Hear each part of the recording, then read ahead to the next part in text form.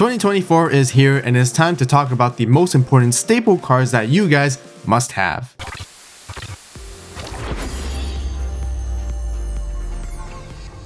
Starting right off the bat with our first card, I want to talk about Bukamon. This recently came out to promote the Digimon 02, the beginning movie. There are two ways to get this card. First is to go watch the movie where you'll get a movie promo pack, or you can get the Imperial Digimon demo deck, which comes for free whenever you purchase a BT14 booster box at your local game store.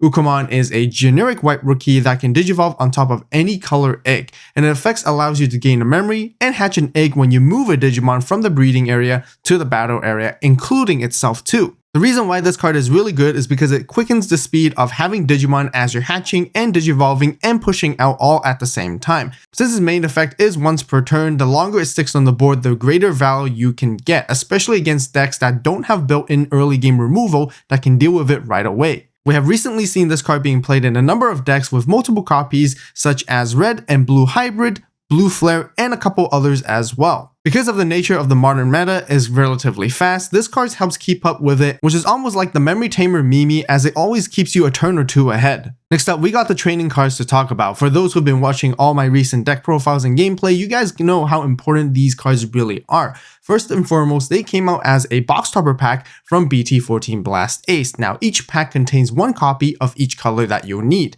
These cards are game changing because it benefits a ton of stack building decks to search and digivolve into your combos quickly than before. It is able to grab any card of its own color, which includes Tamers and options as well. There has been debate in the community where this card is arguably better than memory boost cards in general just because of its efficiency and what it can do. However, I feel both of them are equally as important because some decks can actually utilize the combination when it comes to advancing and improving the searching consistency.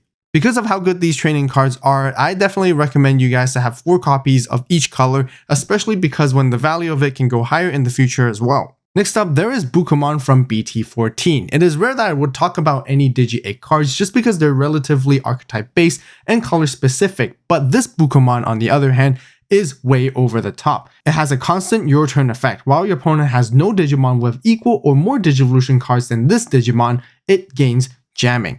This has been one of the best blue Digi-Egg cards to have come out, if not the best Digi-Egg in general. And that is because the requirement of achieving this inheritable is incredibly easy.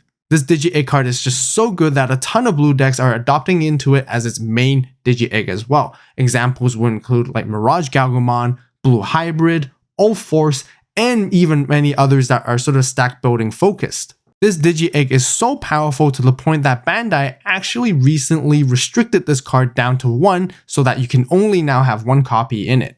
So therefore, I would recommend you getting yourself a playset until that happens if you're playing any blue decks, or at least have 1 copy of this card once the ban list is effective, because even though I can imagine that many blue decks will still continue to play this as a one-off moving forward. Moving on to the next batch of cards, we got Ace cards to talk about. The creation of Ace cards fundamentally changes the flow and the interaction of the game as it adds a new extra layer of complexity and dynamics of playing.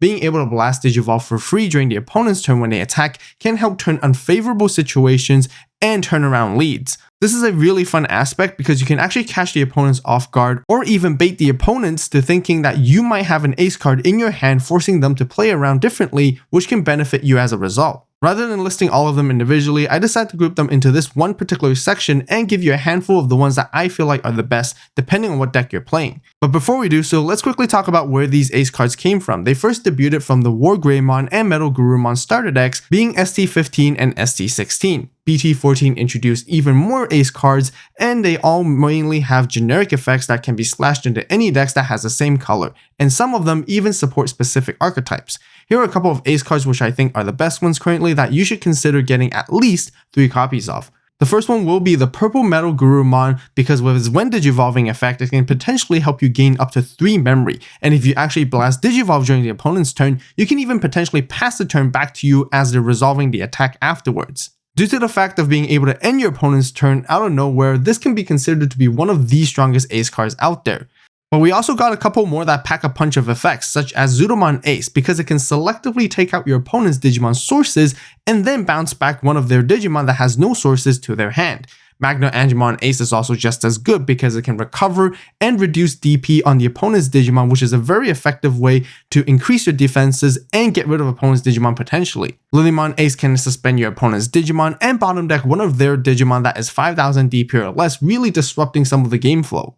Like most of us already know, we are expecting to be receiving even more new Ace cards in the future sets moving forward, which can actually spice up the card pool and change things even further. If you're newer to the Digimon card game and want to learn more how Ace cards work in particular, then be sure to watch this video afterwards as well, as I cover an in-depth analysis of how Ace timing works and how Blast Digivolving is actually done. In case you haven't noticed, there's actually a bit of a trend of all the cards that we talked about so far, where all of them actually come from BT14 Blast Ace. By purchasing yourself a booster box, you can obtain all of these potentially, which can give you the greatest value. And this is why I also recommend getting BT14, just because of so much goodies you can actually potentially pull. Before we talk about the next card, I want to take a moment to thank each and every one of you for the amazing support and the amazing 2023 year. Whether you supported the AVAULT store grand opening, joined the AVAULT Club membership, or even just subscribe, watching, commenting, and liking my videos, every single bit of them means a lot to me. And 2024 is just going to get even better. We got tons of videos and content coming up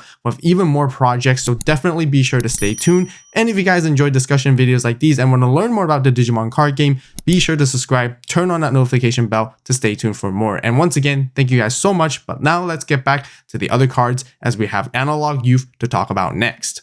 This card came out in the EX1 Classic Collection set, and still today it's also used for very specific decks. This is a 2-cost white Tamer that searches the top 3 cards of your deck, where you can grab a Digimon card among them and then you trash the rest. It also has a secondary effect of gaining you a memory and letting you hatch a Digi-Egg card into an empty space when one of your level 5 or higher Digimon with Digivolution sources is deleted by suspending this Tamer. Talking back about the first part of its effect is actually very generic, because it can help you search almost any Digimon you need in any deck and utilize it as a main searching tool. But out of all the other colors, Analog Youth is actually the perfect tamer for many purple decks. This is because that the colors can take advantage of having additional cards in the trash as resources. And this is exactly where some of you guys might have heard the saying before, where Analog Youth is the best purple tamer, which was where that term derived from. Therefore, this is a card that I highly recommend getting a playset of, just because of how well-rounded it is. Another white card that is somewhat similar to Analog Youth that I want to talk about is actually Sister Mon Blanc from the Jesmon starter deck ST12. This card is a 3-cost Digimon with an on-play effect to trash 1 card from your hand, and you get to draw 2 cards. It has a secondary effect of decoy for red and black, but specifically requires you to have a Huckmon or Royal Knight trait Digimon in play at the same time. Even though this card is meant to be mainly played in a Jesmon deck, it can actually still be splashed into other decks for some draw power, which I have done in the past too. This is why the first effect is actually more important, where some decks can utilize to draw and trash cards, since it's very generic. Other than searching, draw power is a great tool and method to get card advantage as well. Since the card is very accessible and low in price, I would definitely recommend picking up a playset. You guys might remember from my video last year how I mentioned Death X Mon is one of the craziest level 7 cards to be ever printed, and it's also heavily considered as a staple. The truth is, it is still, even though for today, especially when you're playing Digimon competitively. Even though we don't see it used as much anymore because wide decks are not as popular, this card can always pop in and out based on the meta. That is because this card is exceptionally good at punishing any opponent's board that is wide with Digimon or Tamers, and rewards you as a player when you hard play it for almost for nothing. This is exactly where I want to cover the next section of cards, which includes a number of level 7 cards which I think you should have other than just Death X. Over the course of the year, we got 2 new meta defining level 7 cards that I think are currently seeing tons of play in many different decks. The first one is actually Quartzmon, and it came out in BT12 across time. The main usage is to suspend everything on the board except for itself. It is fairly difficult to deal with if the opponent doesn't have any built-in removal that can get rid of it quickly enough. This card can single-handedly win games, especially when it's not dealt with after 2 turns. The more Digimon and Tamers on the board, the greater value it provides, because when you Digivolve, you get a lot of memory back, but at the same time, you trash security upon attacking for every 5 suspended cards, including itself, that's on the board. Furthermore, Quartzmon can actually Digivolve on top of any black, white, or green level 6 Digimon, making it viable in all of those different color decks. Especially when it comes to green, because it's so good at turbo digivolving and reducing digivolution costs, it can climb into a Quartzmon in almost no time, and it makes it very difficult for your opponent to play. The other card is Shine Greymon Ruin Mode, which came out in EX4 Alternatives Being.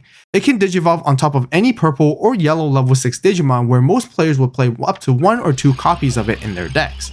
Upon Digivolving, it creates a minus 5000 DP blanket effect across the opponent's entire board. This means that anything that comes out from raising or is hard play will be immediately removed if its DP is reduced to 0. Not only that, they wouldn't be able to utilize any on-play effects of their Digimon if its DP was reduced to 0 because of game mechanics. This makes it exceptionally good against stack building decks that especially try to come out with a rookie from raising and then try to go for their full combo line. It can also repeat the same thing by attacking with it and then deleting itself afterwards to delete one of your opponent's Digimon to do it all over again for one whole turn. Or another really cool way to do it is that you can actually minus 10,000 DP blanket on your opponent's board side if you attacked and Digivolved it in the same turn. Both Quartzmon and Shine Greymon Ruin Mode can potentially buy you a lot of time, allowing you as a user to establish further momentum and advantages while preventing your opponent from advancing their win condition. Therefore, these two cards are always under my consideration whenever I build a deck that has any relative same colors that it can potentially Digivolve from. Therefore, I recommend getting at least 2 copies for both. As we continue, there's still more level 7 cards that I want to talk about, but this time specifically, I want to talk about a bunch of different Omnimons as I left it as its own separate section. There are actually 3 kinds I want to talk about so far, and the first one is Blitz Omni from BT5. Even though BT5 has been a long time ago, this card is still seeing play in many blue and red decks. That is because it's mainly used as a finisher for a final attack with its when Digivolving effect, which can unsuspend and blitz for game. It has a secondary effect which gives you protection, which is kind of nice, but is rarely used because normally when you Digivolve into it, the game would have ended by then. Another Omnimon that eventually came out, which is somewhat similar, is Omnimon X Antibody from BT10. This one comes with a ton of different effects, as it can Digivolve on top of an Omnimon specifically for 3 costs, or it can Digivolve on top of any level 6 red or blue Digimon for the cost of 7. It can further decrease the Digivolution cost by 2 if the Digimon you're Digivolving on top has specifically the X Antibody option card in its Digivolution sources. When doing so, you bottom deck all your opponent's Digimon with the highest level. It can look at your opponent's security stack and trash 1 card among them, and then you can get a ton of information for the rest. And then this also helps you play around any security bombs that might otherwise prevent you from winning to begin with. It combos greatly with the Blitz Omni, which we talked about earlier, and the X Antibody option card to make the final attack because you're trashing the opponent's security anyways, so if they have 1 left, you simply just win. Another way to play this card is to Digivolve it a little bit earlier to help you take down boards, and it can help lead you to wins for later on as well, especially the longer it stays there, the more times you can actually use its effect of when attacking to look at your opponent's security stack. Therefore, this card is also played mainly in red and blue based decks. The third Omnimon card is Merciful Mode, which came out from BT9 X Record. This card can Digivolve on top of various different color level 6 Digimon, including red, blue, yellow, and green, making it splashable in any of those kinds of decks. Or it can Digivolve specifically on top of Omnimon for 3 costs as well. So it has a generic effect that deletes your opponent's Digimon for every Mega Digimon underneath it. But the most important thing is actually returning cards back from the opponent's trash into the bottom of their deck, and you get to choose any 10 as well. This is especially good against purple-based decks or other decks that greatly utilize the trash as a resource, such as Apocalypmon and Fanglongbong too. Although this effect is rather niche, this card does pop in and out depending on the meta just because it can answer very specific decks very well. It can also trash the top card of your opponent's security stack at the start of your turn, so you can cycle back to your original level 6 once after taking advantage of all the when Digivolving effects of Omnimon Merciful Mode. Overall, this is why I recommend getting at least 2 copies of each of these Omnimons which we talked about so far. We covered quite a bit of white cards today, as many of them have great generic effects and applications that spices up the deck building process. And for the next card, there is the X Antibody option card, which we briefly mentioned early on, and Cool Boy as well. Both these cards synergize and combo fairly well with each other, which is why I want to talk about both of them at the same time. They are mainly dedicated to help support decks that utilize X Antibody versions directly. Some examples include War Greymon, Black War Greymon, Metal Gurumon, Alphamon, and a couple of others too. Most of these decks aim to build a stack towards its main game plan, which can benefit greatly from playing both these cards. Cool Boy can help you search your X Antibody pieces and the option card itself as well. It can also provide great value in return by drawing and gaining memory, with the only 2 memory costs just to play it to set it up. As for the X antibody option, it allows unique combos to be pulled off for when attacking effects, as you can digivolve into the X antibody related Digimon. Not only that, this card plays a huge role to fulfill many bonus effects and conditions for X antibody Digimon so that you can actually combo and synergize with your when attacking and when digivolving effects both at the same time. I can see this package to provide a lot of long-term value and benefit as we get more X antibody related support in the future with future sets, and I suggest getting at least 3 copies of each as well. Now, if you haven't done so yet, be sure to check out the AVAULT store for all the amazing TCG accessories that are perfect for your needs. If you want to learn more about other staple cards, which I talked about many of them, which are still relevant to today from my video last year, then be sure to watch it right here, right now as well. As always, thank you so much for watching. You guys have a great day, great night, wherever you are. See you next video, and this is AVAULT signing out.